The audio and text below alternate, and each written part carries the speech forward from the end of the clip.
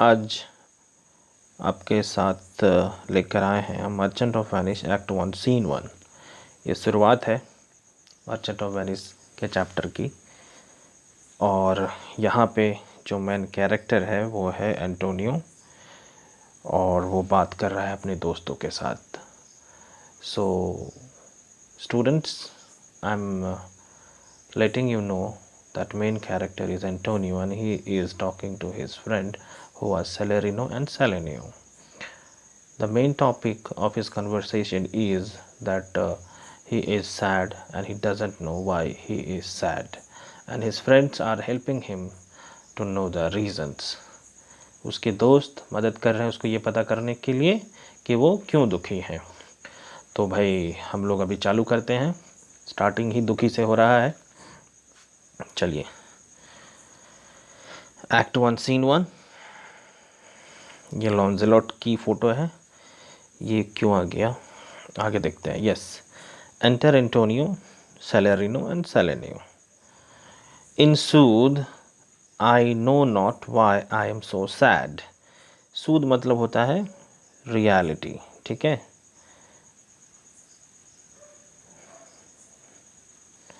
सो सूद माने होता है रियलिटी। तो यहाँ पे एंटोनियो कह रहा है कि in reality I don't know why I am so sad.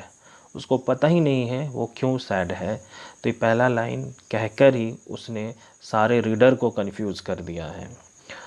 The reader has been confused at his first statement that he doesn't know the reason of his sadness. Then what a strange thing it is, because how is it possible that if someone is sad then he doesn't know the reason?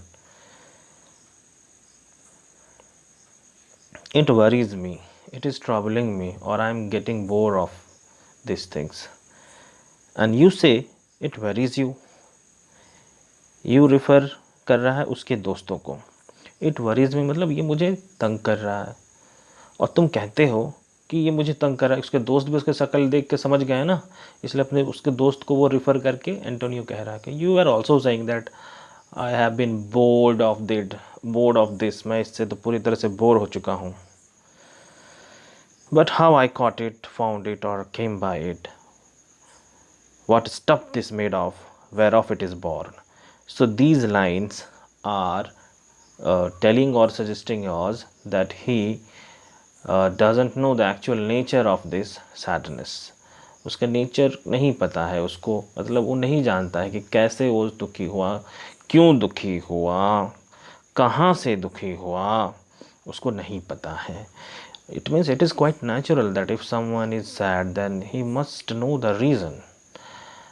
And but here the situation is totally different, a strange situation that Antonio is suffering with.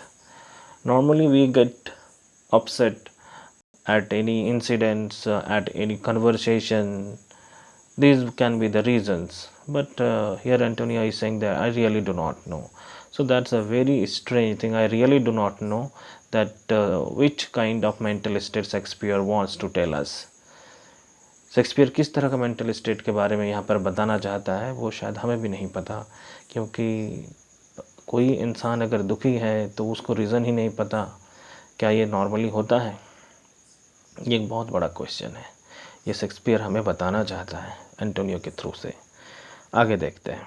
What stuff this made of, it means actual what is the reason of that, where of it is born and from where I have got it.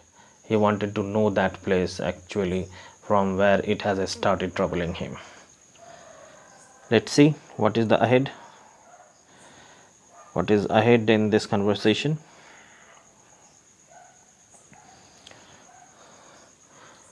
I am to learn. Here Antonio is saying I need to learn that why I am so sad. I have to learn that. I have to find it out. And such a want with sadness makes of me. And due to that sadness I have been very absent minded. Absent minded आप लोग समझते होंगे कि the person who is lost in some subject, वो एकदम खो के रहता है, कहीं देख रहा है तो देख ही रहा है ना। उसको समझ में नहीं आता कि सामने कौन है, या फिर कोई उससे बात कर रहा है तो वो रिस्पॉन्ड ही नहीं करता है। तो that state is known as absent mindedness. that I have much ado to know myself. I have become so changed that even I am not able to recognize myself. मैं तो खुद को नहीं पहचान पा रहा हूँ कि मैं हूँ कौन. So reader is also getting confused at the every statements of the Antonio. Her statement पे रीडर कंफ्यूज हो रहे हैं कि भाई उसको खुद को पहचानने में तकलीफ़ हो रही है. तो पहला तो हमें ग्लिम्स यही मिलेगा, हिंट यही मिलेगा कि एंटोनी पक्का पागल हो गया है.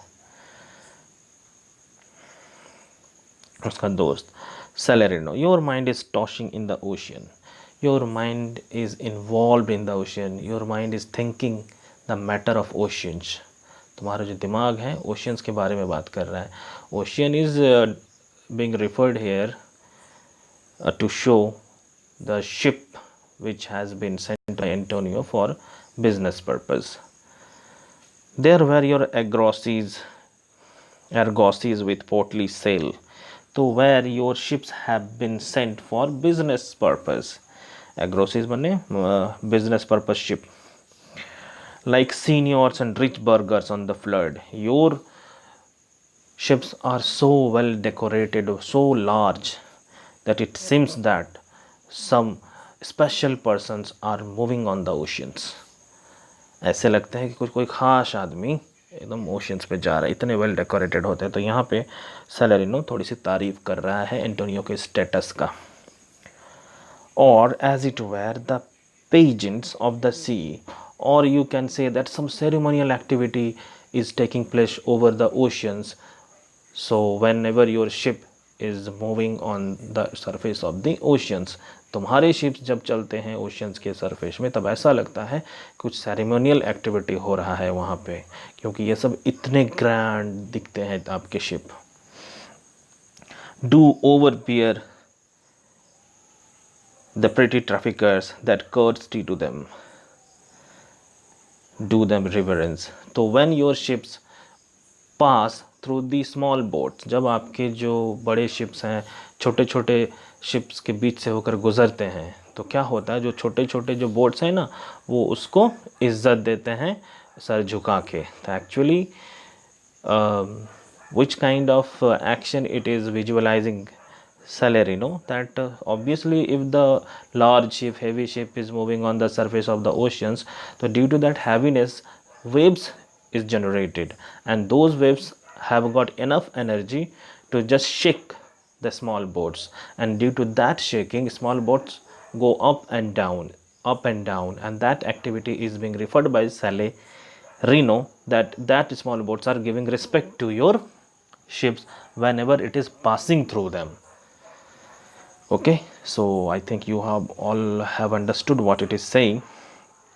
तो छोटे बोट्स एकदम ऊपर नीचे हो जाते हैं जब बड़े एंटोनियो का शिप्स उनसे सामने से होकर गुजरता है. इसी चीज़ को सेलेरिनो यही कहना चाहता है कि वो छोटे बोट्स ऊपर नीचे हो जाते हैं जब आपके भारी बोट्स उनके बीच से होकर जा रहा है. और उसी चीज़ को वो ऐसे करके दिखा रहा है कि यस वो छोटे बोट आपको इज़्ज़त, आपके शिप को इज़्ज़त दे रहे हैं. चलिए देखते हैं आगे क्या लिखा हुआ है.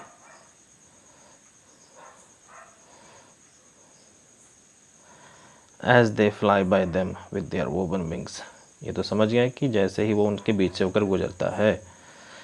Selenio, his another friend, is saying, believe me sir, had I such venture forth, if I got business like you are having, the better part of my affections, the most of my thoughts or most of my involvement would be with my hopes abroad, then I would have thought only about my ships, only about the places where my ships are to reach. हम वैसे उन्हीं जगहों के बारे में सोचते जहाँ मेरा शिप जाने वाला है. हम अपने शिप्स के वेलबींग के बारे में सोचते.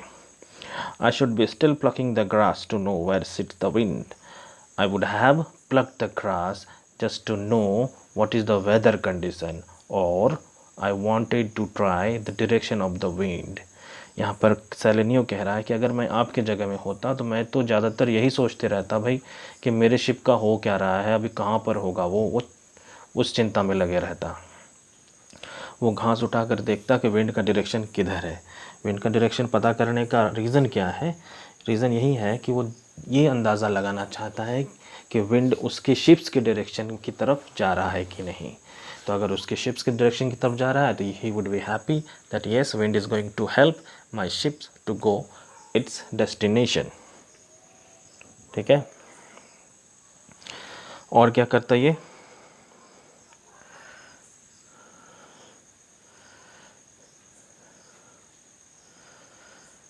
peering in maps for ports and piers and roads. I would have opened the maps and I would have seen, I would have searched that yes, in the path of my ships, where is the harbor, where is the piers, where it can take rest, कहाँ पर harbour है जहाँ पर ये rest कर सकता है, कौन से पाथ से होकर ये जा रहा है। And every object that might make me fear misfortune to my ventures out of doubt would make me sad. And I would have thought everything that could have damaged my ships. मैं हर वो चीज़ सोचता जिससे कि मेरे ship को damage हो सकता था। And those thoughts would have made me sad, वो सारे सोच मुझे दुखी कर देते। तो ये एक एक्सप्लेनेशन दे रहा था सेलेनियो कि इस रीज़न से मैं दुखी होता, तो शायद आप भी दुखी होते। ये तो फिर वही चैप्टर आ गया, इसको ये करते हैं, स्किप करते हैं। सेलेरिनो कह रहा है माई विंड कूलिंग माई ब्रॉथ, उस समय वो लोग खाना खाते हुए रहता है। तो सेलेरिनो कह रहा है कि my wind it mean my breathing, I am using my breath to cool my soup, broth माने soup, would blow me to an egg and that breathing is reminding me of something dangerous things, and due to that dangerous memory I would have started shivering like that I am having a fever। मुझे ऐसा लगता है कि मुझे बुखार आ गया है। वो डर क्या था, वो डर ये था कि when I thought what harm a wind too great at sea might do, when I thought that yes that the very breeze can take the shape of a storm in the ocean and what damage it can do to my ships। ये जो breathe है ocean में ये क्या करता है, एक storm का रूप ले सकता है और उस स्टॉर्म से क्या क्या डैमेज हो सकता है हम जानते हैं। It can destroy my ships, so that very thought is scaring him, वो उससे डरा रहा है। I should not see the sandy hour glass run, Salarino कह रहा है कि out of fear I would not have seen the sandy hour glass. उस ज़माने में लोग समय देखने के लिए सैंडी आवर ग्लास का यूज़ करते थे। तो बोलता है कि मैं उससे भी नहीं देखता डर से। क्यों? क्योंकि सैंडी आवर ग्लास के अंदर क्या होता है, सैंड होता है, और वो सैंड क्या उसको याद दिलाता है, उस सैंड से उसको याद दिलता आता है कि दैट हाँ ओशियन के बीच में फ्लैट लैंड्स होते हैं। Flat lands is the place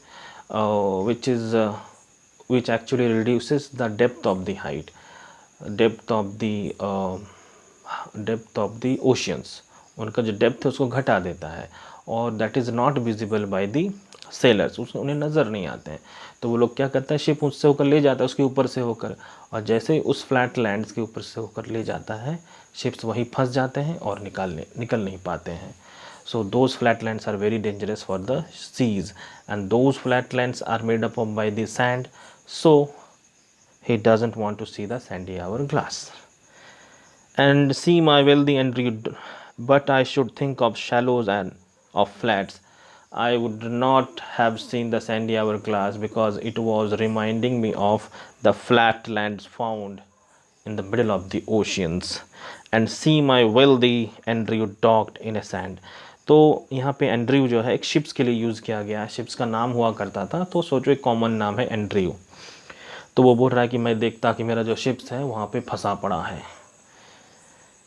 welding her high top lower than her ribs, I could imagine that in which state it was got trapped there, किस स्टेट में ये वहाँ पे फंसा पड़ा है, उसका ऊपरी हिस्सा पूरा झुका हुआ है नीचे की तरफ, totally just bent, and in that state Salerino was imagining all these things to kiss her burials।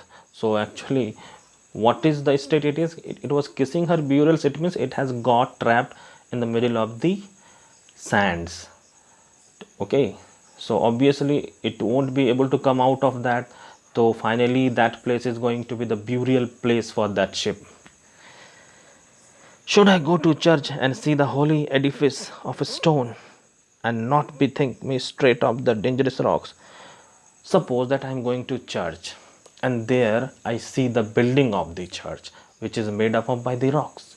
अगर मैं चर्च जाता हूँ तो वहाँ पर मुझे बिल्डिंग दिखेगा चर्च का जो कि रॉक से बना हुआ है, और वो रॉक मुझे याद दिलाएगा, that rock will remind me of the rocks found in the oceans, और वो रॉक मुझे ये याद दिलाएगा कि ओशन में भी तो रॉक्स होते हैं ना, and how it can damage my ships. I would start thinking of that, और मैं उसके बारे में सोचते रह जाऊँगा। Which touching but my gentle vessel side would scatter all her spices on the stream. So what damage that rock can do? That will just touch the one side of my ship, and due to that touch, here it is not a touch, you will take it as a collision. आप लोग एक टक्कर के रूप में लेना इसको, and what would happen? It would damage the ship and all the costly things which are stuffed in the ships, those things will come out and those things will start floating on the surface of the oceans. वो सारी चीज़ें जो बेचने के लिए वो ले जा रहा है वो समुद्र में फैल जाएंगे। Enrobe the roaring waters with my silks, and in a word, but even now worth this and now worth nothing. और क्या हो जाएगा? All the costly things which are supposed to be used in a business purpose, all things will come out, and those things will start floating on the surface of the oceans, and in a moment those valuable things will lose their value. कुछ ही पल में उनकी जो कीमत होगी वो ख़त्म हो जाएगी। So students, I am stopping here. I will be present with you with the next part of the video, Act 1 Scene 1 Part 2. Till then, take care of yourself and thank you.